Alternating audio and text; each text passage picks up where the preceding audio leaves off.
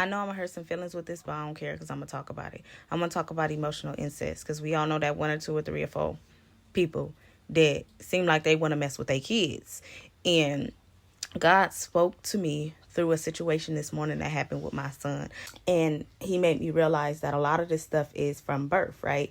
And it starts from people not having a life outside their children.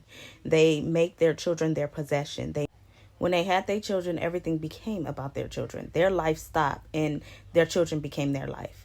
And that is actually a disadvantage for yourself, because when you realize that we are not raising possessions or teddy bears, they're going to grow up, they're going to have their own life, and then you're going to be stuck and you're not going to know what to do with your life because you never had a life outside of them. You'll see how that tie came, because the tie came because you're looking at your kid like a possession. This is my life. So as your child gets older, on a psychological level, you're looking at your child as your life. So when they grow older and begin to need less and less of your attention, you start to feel away, because now you're looking at your life, right, in a human being, as in, hold on, you feel me? This, you giving my life to somebody else. Because you chose to let go of your life, you took on your children's, not realizing your children have a life of their own.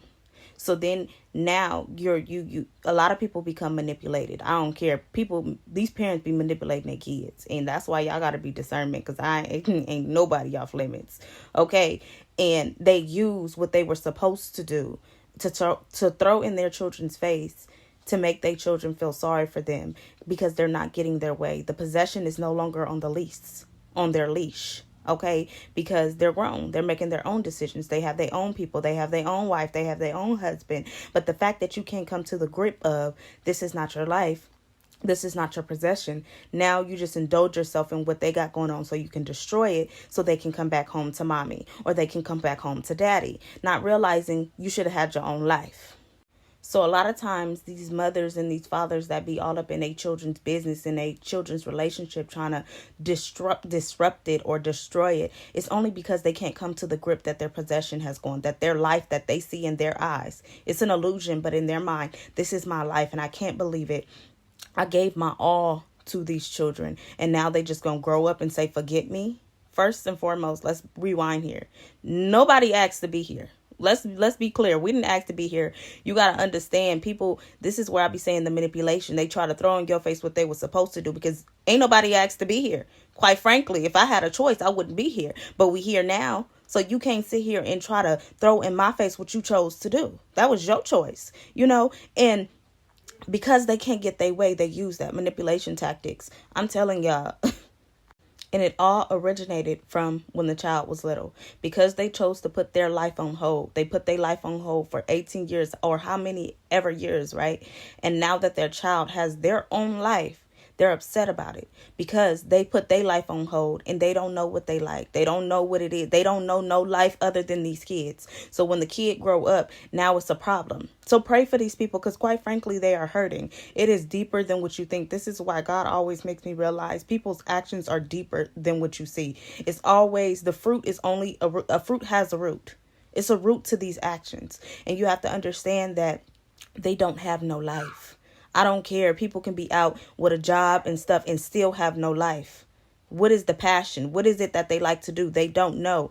They thought they were doing their child a service by doing themselves a disservice when you were doing both of you a disservice. Why? Because you lost your life and put all yours into a child, right? That your child is going to grow up and have his own life. But you're going to be so miserable in yours that you're going to destroy your child's. You're going to destroy your child's life because you can't let go, or you can't come to grips with your child is a human being and they're going to have their own life. They got their own life to live. They got their own family to raise. But the fact that you didn't have a family, thinking you was doing yourself a service. Let me tell you something. The basic foundation to any other relationship is self. You have to be a whole great individual within yourself before you can be a great parent, before you can be a great anything else. So the foundation is self. You can't let go of yourself and think you're going to be the best person for somebody else, because it's you that determines what you overflow, what you give out. So with all that being said, make sure you have a life outside your children. because like I said, it starts early. This stuff is not, we just seeing it and we just think, no, only certain things only get triggered when something triggers it. When a person comes into the picture, that's when the trigger come. Hold on, who is this? Territory. People are territorial when it ain't their territory. But have a life outside your children. Give them everything that they need. Give them the tools that they need so they can be able to function in life and understand life and accelerate in life. But make sure you have a life outside yourself, because you're only going to destroy yourself and you're going to destroy your kids that you claim you love so much. Let me not say claim. People love their kids, okay? But yeah, understand what I'm saying. Emotional incest start from young, and it starts with you. It starts from you not having a life and you feeling like in your mind aspect, like triggered that somebody's coming in taking their life that they worked so hard for. A lot of stuff is psychological. A lot of stuff is spiritual. As I said, stuff is not always what it appears to be. That's why I be like, don't trip off no fruit. You got to get to the root. And all this came from a story time, because my son always do this, but it never clicked to this morning.